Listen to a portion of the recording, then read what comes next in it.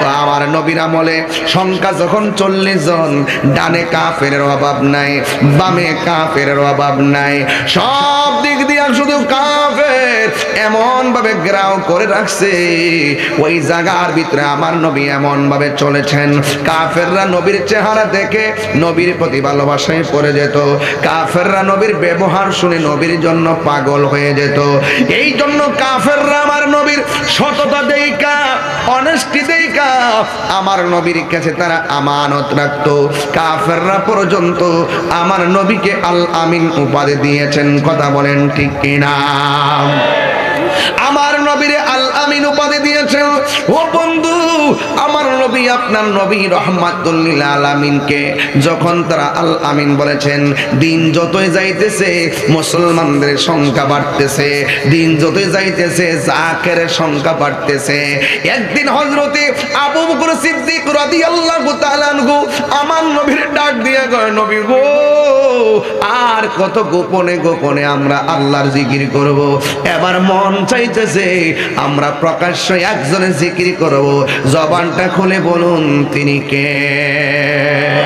আমার নবী ডাক দিয়া বলেন, হে আবু বকর, এখন যে তুমি আল্লাহর জিকির করবা, তোমাকে মারার জন্য অনেক মানুষ রেডি হয়ে যেতে পারে।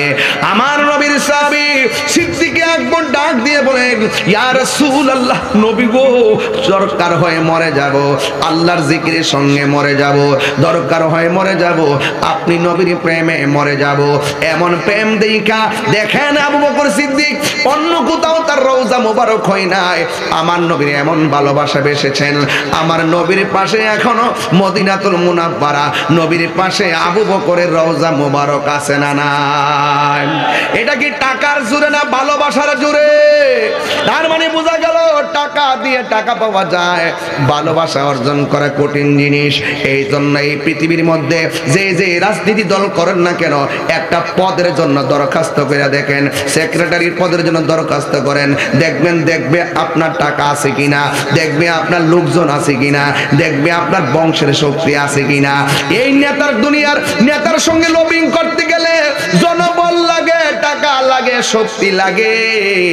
আর আমার নবীর সঙ্গে সম্পর্ক করতে গেলে টাকা লাগে না, পয়সা লাগে না, শুধুমাত্র লাগে বাবা শুধু মহব্বত। কথা বলেন ঠিক কিনা? আরো বড় করে বলেন ঠিক কিনা বলুন। আমার নবীর সঙ্গে মহব্বত লাগে। দিগম্বরের ভাঙ্গা ঘরে বসে বসে আমার নবীর ডাক দেন। আপনারা জবান খুলে বলুন, আমার নবী রওজা মুবারক থেকে দেখার ক্ষমতা আছে না নাই?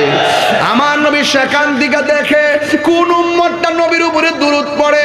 শেফা শরীফের হাদিস, আমার নবী শুধুমাত্র শুনে না, আমার নবী দিগম্বরের পাগলটারে চিনে, আগামী বছর কে আসবে তারও চিনে, কিয়ামত পর্যন্ত কে তার নসল থেকে দুনিয়ার মধ্যে আসবে তাকেও আমার নবীজি চিনার ক্ষমতা আছে না নাই?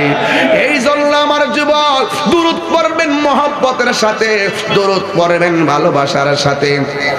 আমার নবী, আপনার নবী রহমাতুল লিল আলামিন এমন ভাবে দাওয়াত দিয়েছেন। এমন একটা সময় গিয়েছে আমার নবী নামাজের সিজদার মধ্যে গিয়েছেন, কাফেররা নবীর পিঠের মধ্যে উটের নাড়ি বুড়ি চাপায়া দিয়েছে।